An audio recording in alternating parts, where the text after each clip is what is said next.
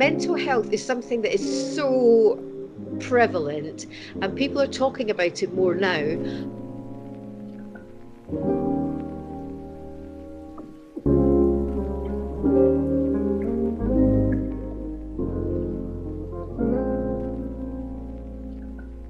To create a culture of kindness in the workplace it's actually very, very simple.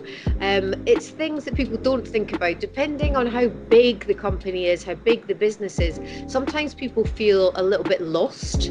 So they don't feel like they can make friends, or they can talk to people about personal things, or just ask how everybody is. So it's so important that everyone just talks to each other and realize that other people are probably feeling the same as they're feeling, thinking, oh, do you know what, I'm not going to ask if that person's all right, I'm not going to check up on that person because they might think I'm being nosy. I can guarantee you I talk to practically everyone I bump into and if you ask if they're all right and they say they're not all right, I always ask, I said, you sure? And then you get a true answer the second time. And it's just important that people just keep communicating with each other, because it makes it so much easier to work if you're working in a place of kindness. I've got a friend currently working in a place in Scotland, and she's just hating every day because nobody wants to talk and discuss their problems. They don't think it's necessary. Very stoic, that is, but she's very miserable.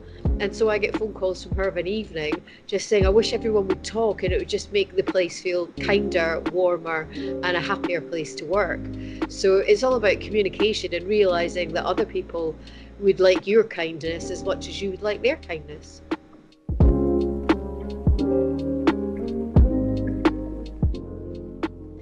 Mental health is something that is so prevalent and people are talking about it more now. And the thing about people in business is they should be completely open with the person who's got mental health issues, because I can guarantee it's going to be practically every single person in the building. We've all got something. I think actually the statistics are 1 in 3 or 1 in 4, but if you ask anybody at all, I think you'd find out that most people do suffer from some sort of mental health issues. So I think when it gets misconstrued is when people just think mental health, oh, it's going to be a nightmare, they're not going to turn up to work, they're going to be depressed. You know, I've suffered from mental health issues and I never take a day off work. I'm always, I'm good at, well, I like to think I'm good at what I do. I like to keep smiling, but if I'm having a bad day, I'm quite happy to tell someone I'm not feeling the best. And for someone that I'm working for, I like them to listen to me and just go, okay, and then I'll feel like I've got rid of a tiny burden. It's not their problem, but if you just share that little bit and are able to communicate, and do you know what, your boss or the person who's running your business probably goes through the same thing as you, but because it's the boss, they'll be thinking maybe I shouldn't say anything. But I think sometimes mental health all just gets grouped under one thing and everyone just assumes it's the same thing. You're going to be depressed, you're going to be unreliable. That's not what mental health is all about. Mental health covers so many different things. So employers must be aware that, mental health issues can mean anything from just feeling a bit sad inside, but it doesn't mean you say you're not going to do your job. I work doubly hard when I'm feeling low because I think, do you know what, I can do this. And if I feel that I need to share it with everybody or anybody that I'm working for, then that's what I do.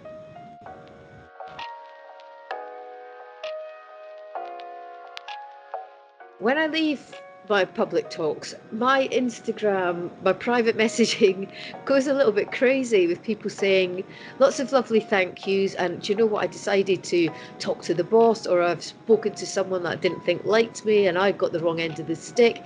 And I like to think that I've given them a little bit of bit of courage and a bit of,